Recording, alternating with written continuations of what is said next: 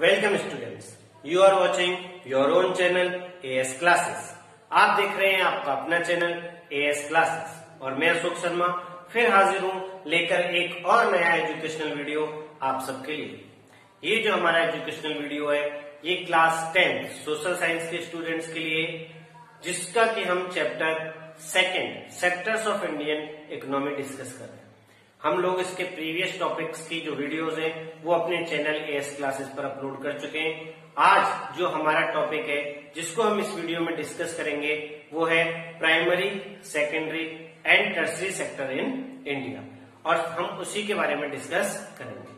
आपने देखा होगा इस पर्टिकुलर टॉपिक में हमारी बुक में जो हमारे लेफ्ट हैंड साइड पर एक ग्राफ दिया हुआ है और उस ग्राफ में हमको कंपैरिजन दिया है दोनों ही तीनों सेक्टर्स का contribution in the field of total production. तो हम देखते हैं कि 1973-74 से लेके 2013-14 के बीच का जो पीरियड है, इस पर्टिकुलर पीरियड में तीनों ही सेक्टर्स की जो प्रोडक्शन है उसमें इंक्रीजमेंट आया है। तीनों ही सेक्टर का जो प्रोडक्शन है वो बढ़ा है। लेकिन हम एक चीज देखते हैं और नोटिस करते हैं उस ग्राफ में कि इसमें सबसे ज्यादा कंट्रीब्यूशन, सबसे ज्यादा ग्रोथ अगर किसी की दिखाई दे रही है तो वो है हमारा टर्सरी सेक्टर। टर्सरी सेक्टर के प्रोडक्शन में क्लियरली ग्राफ में हमको ग्रोथ दिखाई दे रही है। आखिर इस ग्रोथ का क्या रीजन है, क्या कारण है इस ग्रोथ का, ये हम लोगों को एक क्वेश्चन की फॉर्म में बोर्ड में पूछा जा सकता है। और क्वेश्चन हमारी बुक में क्लियर ये दिखा है, why is the tertiary sector becoming so important in India. Bharat में 2014 और 1973 के बीच का जो पीरियड है इसमें टर्सरी सेक्टर ने इतनी ज्यादा ग्रोथ क्यों की है इंडिया में। तो ये क्वेश्चन हमारे लिए बोर्ड के लिए इम्पोर्टेंट हो सकता है। तो हमको वो रीजंस पता होने चाहिए कि आखिर कौन कौन से रीजंस है जिसकी वजह से इसकी ग्रोथ बढ़ी है। और आंसर भी हमारी बुक में क्लियरली 4 डिफरेंट पॉइंट्स में हमको दिया हुआ है और वही हमको देखना है और समझना है। सबसे पहला ये कि जो रिक्वायरमेंट्स है, जो बेसिक नीड्स हैं, जो सर्विसेज हैं, इनकी रिक्वायरमेंट जो है वो बहुत ज्यादा बढ़ी है इन डेवलपिंग कंट्रीज। जो डेवलपिंग कंट्रीज है वहां पर बेसिक रिक्वायरमेंट्स की जो सर्विसेज हैं उसकी डिमांड, उसकी नीड बहुत ज्यादा बढ़ी है। And we all of us know that India is a developing country. Bharat एक डेवलपिंग कंट्री है और उसको भी इन बेसिक सर्विसेज की जरूरत है। और ये बेसिक सर्विसेज हमारी क्या है, जैसे hospitals, educational institutions, police stations, parks, banks, ETC हमारी बुक में बहुत सारे दिए हुए हैं और इन सबकी ही हर एक डेवलपिंग कंट्री को जरूरत होती है। तो यही रीजन है कि इसका जो सेक्टर है वो थोड़ा तेजी से बढ़ा है। अब देखते हैं सेकेंड रीजन क्या है। सेकेंड रीजन दिया है हमारी बुक में, development of agriculture and industries.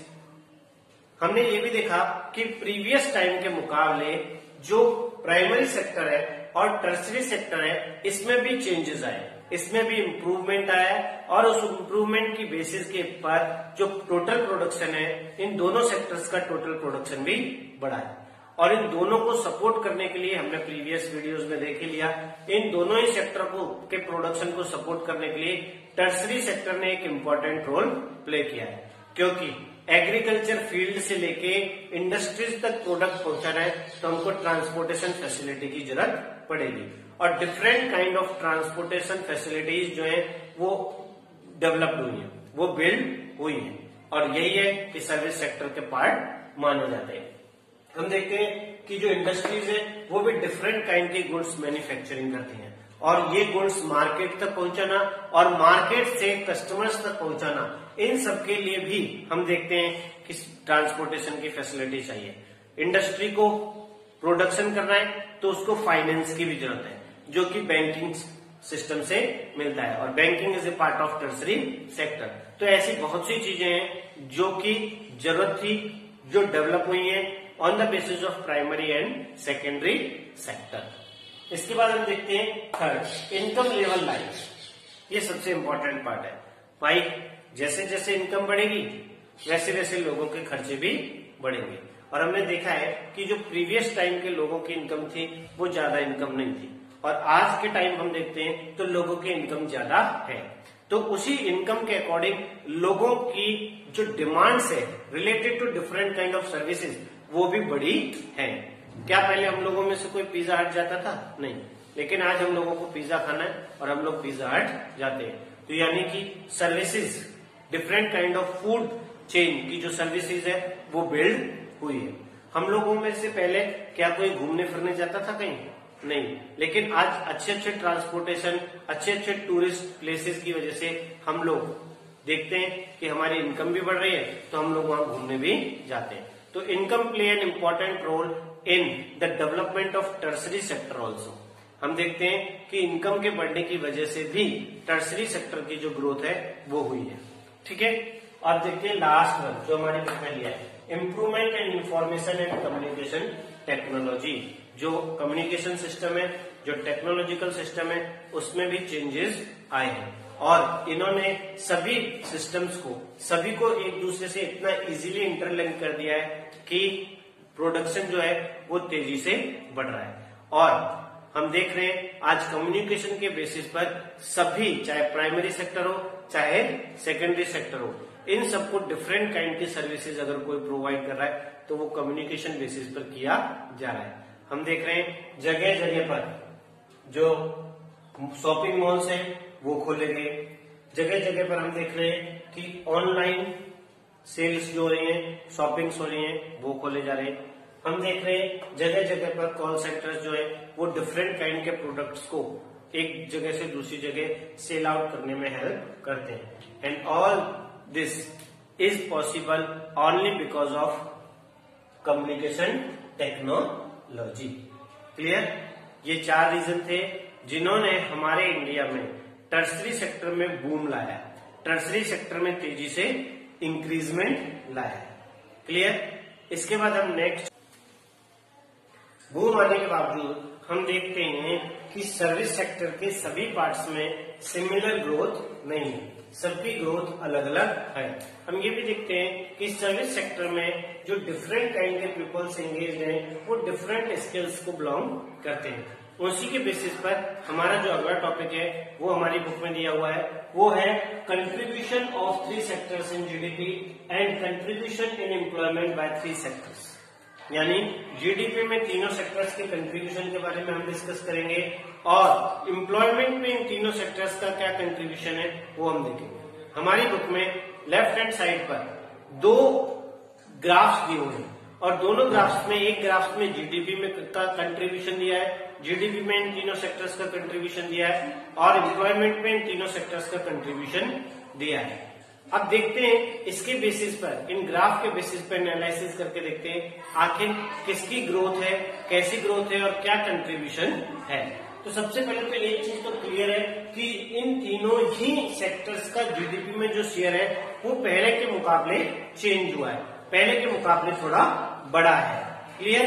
क्यों बड़ा है? हम प्रीवियस टॉपिक्स में इनको डिस्कस कर चुके हैं, क्योंकि सबके ही, चाहे एग्रीकल्चर सेक्टर हो, प्राइमरी सेक्टर हो, सेकेंडरी सेक्टर हो या टर्सरी सेक्टर हो, इसमें इंप्रूवमेंट्स आए, इसमें चेंजेस आए, इसकी वजह से ही जो कंट्रीब्यूशन है वो बड़ा है।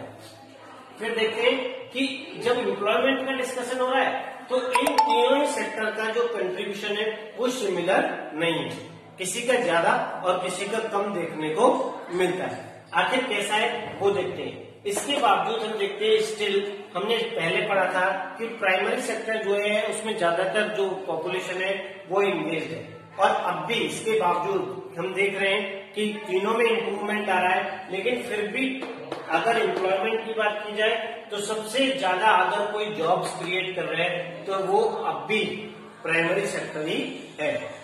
क्या रीजन है ये देख लेते हैं, क्योंकि ये हमारा 1 मार्क्स में हमसे पूछा जा सकता है।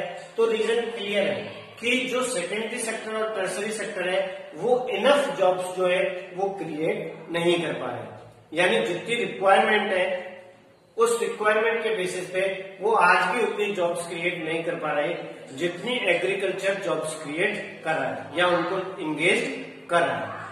फिर देखते हैं कि अगर प्रोडक्शन के बेस पर बात की जाए तो इंडस्ट्रियल सेक्टर का जो प्रोडक्शन है वो लगभग 9 टाइम्स बढ़ा है, यानी उनके प्रोडक्शन का कंट्रीब्यूशन लगभग 9 गुना बढ़ा है।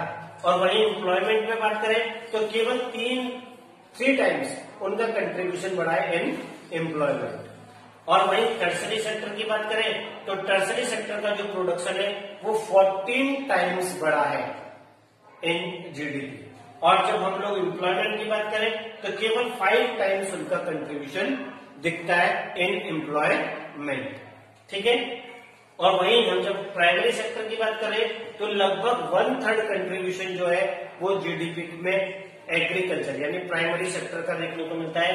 और लेकिन more than half of working peoples, लगभग आधे से भी ज्यादा जो वर्किंग पीपल्स है वो स्टिल इंगेज्ड है किसमें, एग्रीकल्चर सेक्टर में। तो देखते हैं इसमें एक चीज क्वेश्चन में हमारे सामने अराइज होता है कि इतनी सारी पॉपुलेशन इसमें इंगेज्ड है फिर भी इसका कंट्रीब्यूशन में जो जीडीपी में जो इसका कंट्रीब्यूशन है वो कम दिखाई दे रहा है, वो इतना ज्यादा दिखाई नहीं दे रहा है। तो क्या रीजन है, क्या कारण है कि जो जीडीपी में कंट्रीब्यूशन है वो कम है लेकिन एम्प्लॉयमेंट में कंट्रीब्यूशन ज्यादा है। तो ये हमारे सामने क्वेश्चन अराइज होता है कि ऐसा क्यों, तो वो हम डिस्कस करेंगे नेक्स्ट टॉपिक में जो कि हमारी बुक में दिया हुआ है। इस सिचुएशन को जानने के लिए कि एग्रीकल्चर सेक्टर में लोग ज्यादा एम्प्लॉयड है फिर भी जीडीपी में उसका कंट्रीब्यूशन कम है, आइए देखते हैं इंडिया में अनएम्प्लॉयमेंट की सिचुएशन। हमारे इंडिया में 2 प्रकार के अनएम्प्लॉयमेंट की सिचुएशन देखने को मिलती है जो हमारी बुक में डिस्क्राइब की गई है। तो देखते हैं, पहला जो हमारा अनएम्प्लॉयमेंट दिखाया है वो है ओपन अनएम्प्लॉयमेंट और दूसरा जो हमारा दिया है वो है डिस्गस्ड अनएम्प्लॉयमेंट। तो सबसे पहले दोनों के डिफाइन को जान लेते हैं, दोनों के बीच का डिफरेंस जान लेते हैं, फिर हमारे समझ में इजीली आ जाएगा कि इतने ज्यादा पीपल प्राइमरी सेक्टर में इंगेज होने के बावजूद उसका टोटल प्रोडक्शन में कंट्रीब्यूशन कम क्यों है। तो देखिए सबसे पहले ओपन अनएम्प्लॉयमेंट की डिफाइन। ओपन अनएम्प्लॉयमेंट की डिफाइन में साफ दिया है, it is a situation in which people are able to work and he is willing to work but unable to find job. जो व्यक्ति है वो काम करना चाहता है, उसकी काम करने की इच्छा भी है, उसकी काम करने की कैपेसिटी भी है, बट उसको काम नहीं मिलता है, उसको किसी प्रकार का जॉब नहीं मिलता है, उसी को हम कहते हैं ओपन अनएम्प्लॉयमेंट। यही वो सिचुएशन है जिसमें काम करने की इच्छा है, काम करने की कैपेबिलिटी भी है, बट उसको काम नहीं मिलता है, उसी को हम कहते हैं ओपन अनएम्प्लॉयमेंट। वहीं हम जब डिस्गस्ड अनएम्प्लॉयमेंट की बात करते हैं तो it is a situation where more peoples are engaged in working actually they are required. जो काम करने वाले पीपल्स हैं वो ज्यादा है बट उनको काम करने की जितनी लोगों की जरूरत है उससे ज्यादा वहां काम कर रहे हैं। मीन्स जितना हमें प्रोडक्शन करना है उस प्रोडक्शन के लिए हमें चाहिए 5 लोग, लेकिन वहां पर काम कर रहे हैं 10 लोग जिसकी रिक्वायरमेंट नहीं है। इसको हम कहते हैं डिस्गस्ड अनएम्प्लॉयमेंट। हम देखते हैं कि एग्रीकल्चर सेक्टर में हम ज्यादातर देख रहे हैं कि हमारे पास एक पीस ऑफ लैंड है। मान लेते हैं कि हमारे पास जमीन का एक छोटा सा ये टुकड़ा है, ठीक है। अब इस जमीन के छोटे से टुकड़े में हम 10 लोगों को लगाएं या हम 50 लोगों को लगाएं काम करने के लिए, लेकिन प्रोडक्शन तो उतना ही मिलेगा जितना इस टुकड़े से मिल सकता है। 10 लोगों की जगह 50 लोगों को यहाँ लगाने से प्रोडक्शन में इंक्रीजमेंट नहीं हो सकता है। और एग्रीकल्चर सेक्टर में हमको यही देखने को मिलता है कि जितने लोगों की रिक्वायरमेंट है उस लैंड के प्रोडक्शन के लिए उससे ज्यादा पीपल्स वहां पर इंगेज हैं। देखने में तो उनके पास जॉब है, देखने में तो लग रहा है कि वो काम कर रहे हैं, बट एक्चुअली में उनका प्रोडक्शन में कंट्रीब्यूशन कम है। यही रीजन है कि जो प्राइमरी सेक्टर है उसका जीडीपी में कंट्रीब्यूशन कम है बट एम्प्लॉयमेंट में कंट्रीब्यूशन ज्यादा दिखाई देता है। आगे इसका डिफरेंस देख लेते हैं। ओपन एम्प्लॉयमेंट मोस्टली परमानेंट होता है नेचर में, बट डिस्गस्ड अनएम्प्लॉयमेंट टेम्परेरी होता है नेचर में, ठीक है। इसके अलावा ज्यादातर ओपन अनएम्प्लॉयमेंट अर्बन एरियाज में देखने को मिलता है। यहाँ भी हमारे सामने एक क्वेश्चन आएगा कि अर्बन एरियाज में क्यों देखने को मिलता है, क्योंकि हम ये बात अच्छी तरह जानते हैं कि अर्बन एरियाज में जो एजुकेशन सिस्टम है वो ऐसा नहीं है जो जॉब ओरिएंटेड हो। उस एजुकेशन सिस्टम के जॉब ओरिएंटेड ना होने की वजह से लोग डिग्रियां ले लेते हैं, उनकी पास नॉलेज होती है, बट उस तरीके की जॉब जिसकी उनकी कैपेसिटी उनकी कैपेबिलिटी है उस तरीके का जॉब उनको नहीं मिलता है, और कई बार तो उनको जॉब ही नहीं मिलता है।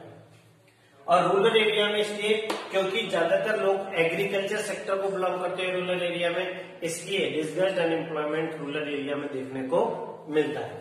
इसके अलावा अगर प्रोडक्शन की बात करें तो ओपन अनएम्प्लॉयमेंट मीन्स काम ही नहीं, तो उसका कंट्रीब्यूशन 0 होगा। किसमें? प्रोडक्शन में। यहाँ पर कंट्रीब्यूशन है प्रोडक्शन में, बट बहुत ज्यादा कम, जिसको हम काउंट करें तो भी उतना प्रोडक्शन का लेवल दिखाई नहीं देता है। एक इंपॉर्टेंट क्वेश्चन जो 1 मार्क्स का इसी से रिलेटेड हमसे पूछा जा सकता है, disguised unemployment is also called under unemployment. इसका भी हमें नाम पता होना चाहिए। मीन्स डिस्गस्ड अनएम्प्लॉयमेंट को अंडर अनएम्प्लॉयमेंट भी कहा जाता है। इसमें कंफ्यूज होने की जरूरत नहीं है, हमारी बुक में इसी से रिलेटेड दिया हुआ है। दोनों वर्ड दिए, अंडर अनएम्प्लॉयमेंट भी और डिस्गस्ड अनएम्प्लॉयमेंट भी। क्लियर? कोई डाउट? आपको कोई भी डाउट हो इन टॉपिक से रिलेटेड तो आप हमारे कमेंट बॉक्स में लिख सकते हैं, और या फिर हमें हमारे दिए गए फोन नंबर पर आप कॉल कर सकते हैं। तब तक के लिए आप देखते रहिए एआस क्लासेस, और उसके बाद फिर हम लेके आएंगे एक और नया एजुकेशनल वीडियो आप लोगों के लिए इसके अगले टॉपिक से रिलेटेड।